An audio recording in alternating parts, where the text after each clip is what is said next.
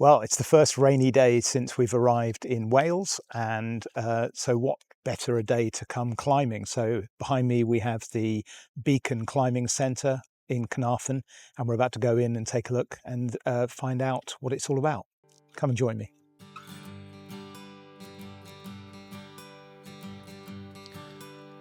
The Beacon Training Centre opened in October 1994 and was one of the first large-scale indoor climbing centres in the UK, so it's just celebrated its 30th birthday last year. It was founded by two local climbers, Gil Lovick and Steve Myers, and it accommodates plenty of roped walls up to 17 metres tall. There's an IFSC certified speed climbing wall, and here you can see the UK's first crazy climb installation for kids.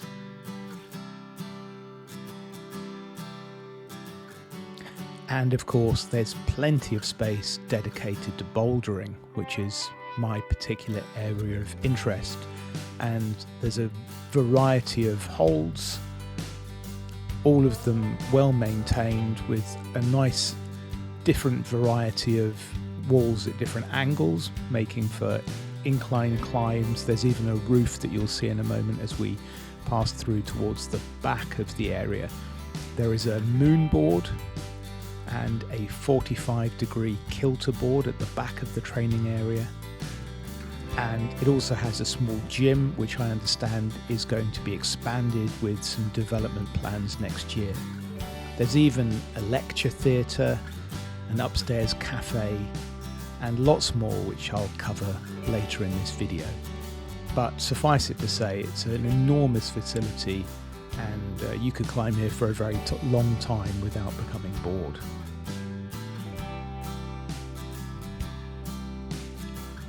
Now, as always with our climbing sessions, we began with some relatively gentle routes. Most of the day was spent climbing V2s and some V3s, and we really were spoiled for choice. And it was hard to know where to begin, knowing that we only had one day to climb.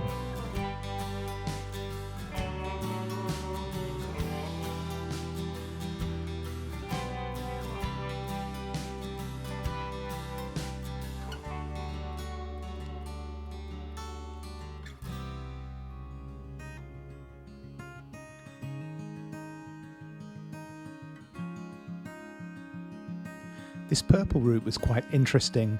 Sometimes I like to jump on the wall without doing any particularly detailed route reading because I like to figure out as I'm going.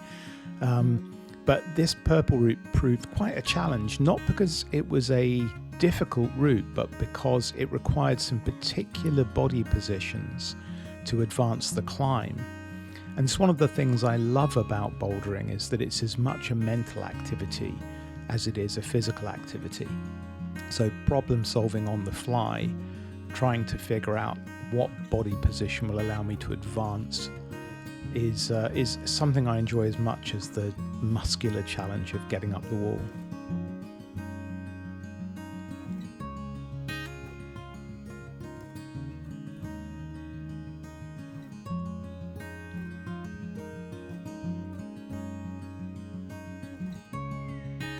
And this green route was the last of our warm-up routes before we went on to some of the more challenging climbs for our current level.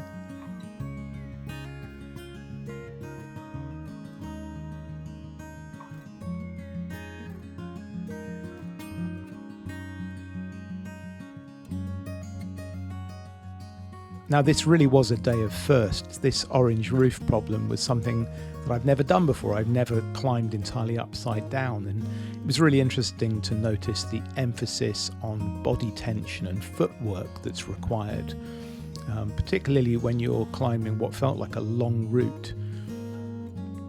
And on reflection, this is one where I definitely needed to do more route reading before I actually got on the wall. But it was a good challenge to endurance, and I was pleased to complete this one.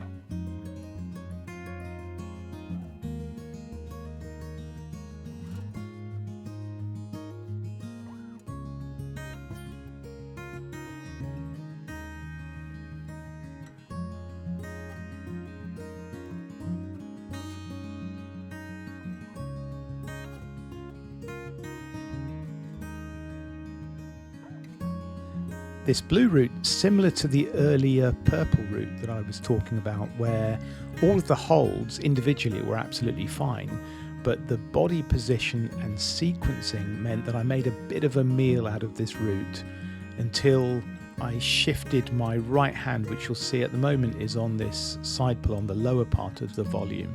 But once I switched to a mantle on the upper hold and palm press, then all of a sudden I'm able to continue the climb and complete.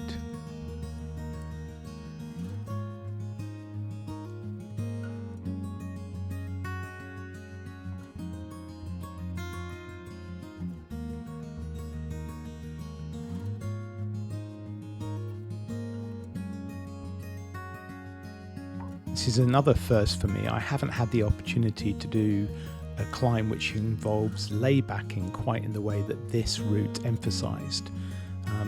Really enjoyed this movement and the requirement to keep foot tension on the volumes whilst progressing up the route. I should incidentally apologise for the quality of some of the footage in this video. Somehow the camera had been switched to a lower resolution, and so in places the footage is a little bit fuzzy, but we live and learn. Well, I said this was a day of firsts, and here's another one. I've never used liquid chalk before. I think it's like some kind of a magic trick. Note the obligatory jumping up and down like a toddler in an effort to dry my hands. I have to say that I tend to run quite hot, and so my hands can get quite sweaty by the midpoint of a session. And so some people complain about liquid chalk drying out their hands too much, but I found, for me personally, it was quite effective, and I used it for the rest of the day, and we'll probably go back to it. This white route's the last one that we climbed before we decided to take a break and have a drink and a snack. I was quite pleased with body positioning on this climb. My body started to warm up. Really working hard on body position, on flagging in order to facilitate my climbing. But as you can see here, I'm definitely in need of refreshment. We've been at the Beacon Climbing Centre now for about an hour and a half. We've had some great fun. The climbs, they're really varied. They use the V rating system here. And for those who already know my channel, in Highball, where I climb in Norwich, which is my home centre, there's a 1 to 7 system, and so I was really curious to find out how this compares, and I think it's roughly about the same. So a V2 here is pretty much what a number 2 would be in Highball, which was good to see. So we've climbed some light routes to warm up, and then we've been working mainly the V3s. And then we were just about to stop for a break, and there's a lovely cafe upstairs, and we went up there and then bumped into one of the staff members who pointed out that there's a mezzanine section with a whole new bouldering area that we would have missed if we didn't chat to him. And so we just come up to that area here now, and we're just going to let our food go down and then do some more climbing, and I'll just give you a quick tour of what this area looks like. So come with me. So lovely roof area here, and it's a great viewing platform for the tops of the roped climbs as well.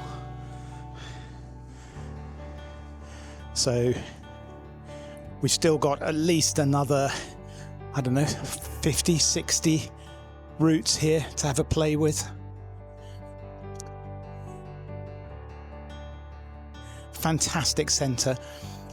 Staff have been amazing. We just had turmeric lattes, the first one I've ever had of those. Oh my God, it's tasty. And a flapjack. And we've still got a couple of hours before we are going to meet my parents-in-law at Caernarfon Castle for a bit of a look around the town centre. But until then, we've got a lot more climbing to fit in. So time to get back on the wall, and I began in this new mezzanine area with a couple of white routes. The first one is a V3, requiring a nice wide pinch here before rocking over to the undercling. The reason I bounced from the wall there is because I actually created quite a lot of momentum as I moved across, and so that was just to slow the momentum down.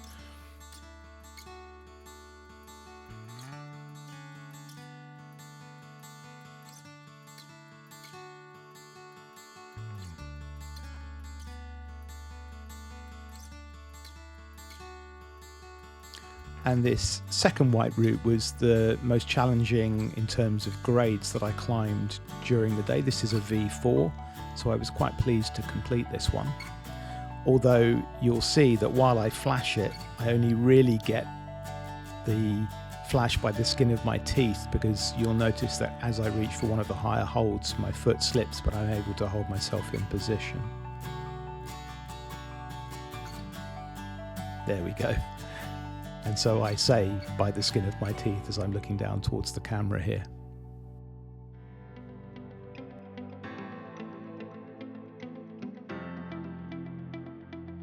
And while the camera freezes here, you can see my son rushing in to give me a hug. And I think this frozen moment epitomizes just how much I'm loving my return to the climbing wall and how sweet it is to share this sport with him and my wife.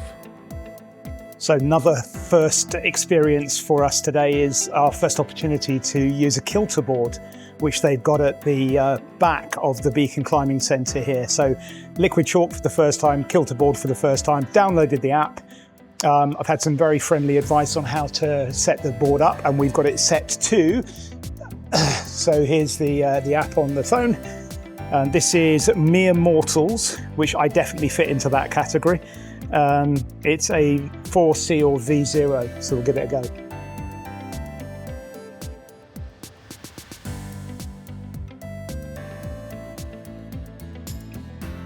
Now, while I'm struggling to even begin this low-grade problem, I'd like to introduce you to someone. This is Callum.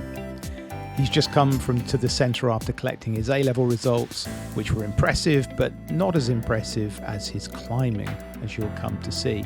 Callum's been climbing for just 17 months, and he came to the sport after having stepped away from rugby as a scrum half, and he was patiently waiting to use the board whilst I struggled, as you can see. And yes, I'm aware that this should probably be a left hand up rather than right hand up.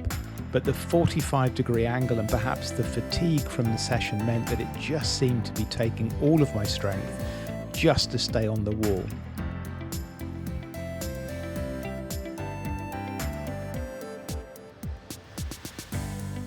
I like this quotation by Einstein that the definition of insanity is repeating the same behaviour and expecting a different result.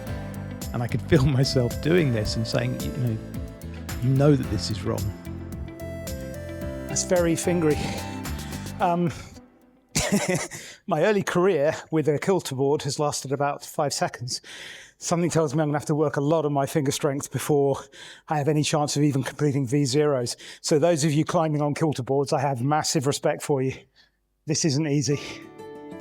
And then Callum jumped on the wall and basically danced up as if he was unaffected by the laws of gravity that I seemed to be wrestling with, which was both humbling and gave me a blueprint of the kind of strength and technique I aspire to realise one day.